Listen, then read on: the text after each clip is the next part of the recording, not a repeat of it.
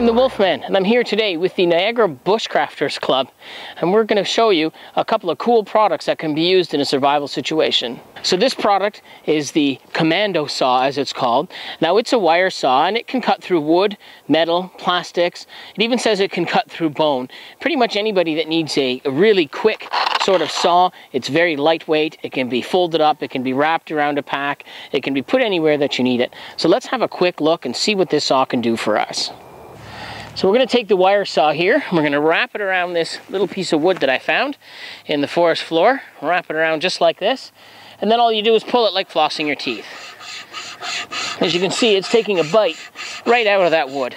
It's going to saw right through it.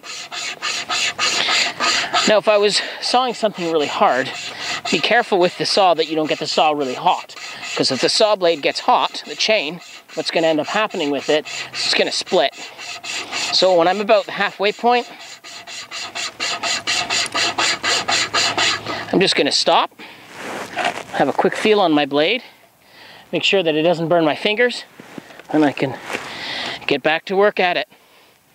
Now there's little barbs on the blades. It's going to cut through here really nice. It may get bound up once in a while, but it does a good job. And there we have it. Beautiful, clean cut, sawn right through. One of the other things that you can do with this saw is make it into a bow saw. Instead of using the tooth floss method, which can get really inefficient if you're in a survival situation and you have lots of pieces of wood, is to take a small piece of wood, just like this guy here. This is a fallen tree. He's already dead. What I'm going to do is I'm going to use this saw, and I'm going to try to cut this apart. I'm going to use the natural gifts of the forest to hold this down and to cut it. I'm just going to hold that just like that. We're going to take our saw, we're going to wrap it through, and just cut our way right through this guy, just like this.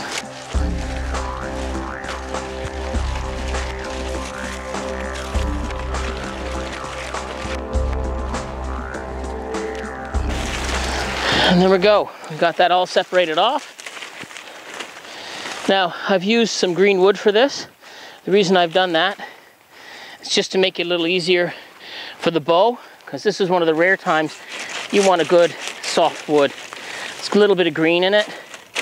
What that's going to do, make sure that your bow is a little stretchy. You can't very well use this the way it is. So what I'm just going to do is take my trusty knife, and I'm going to shear off all the little nubs and small branches on the log. Just like this.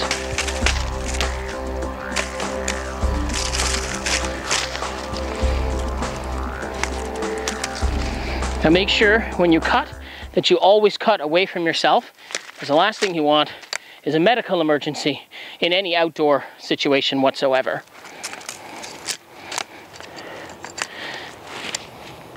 Now it's a little bit too long to be used, so what we're going to do is I'm going to take my knife, just going to cut it down a little. There we are. So now I have this cut a little bit shorter. I have all the pieces cut off it. The one thing I noticed is that this is obviously too short to fit on this. So what I'm going to do is I'm going to try to make it fit the best I can.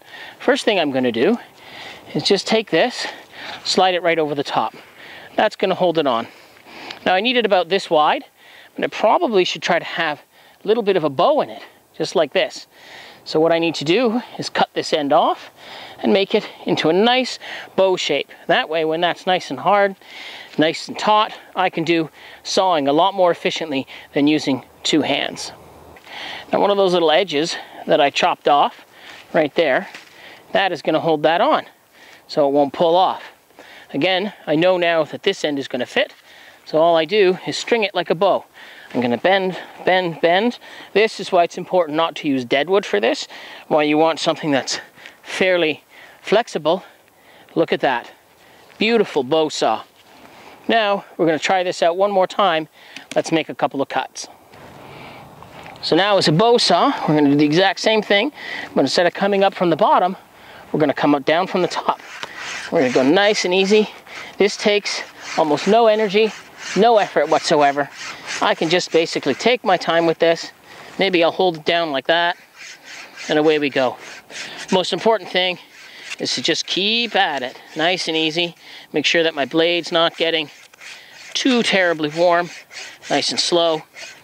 Cut right through it.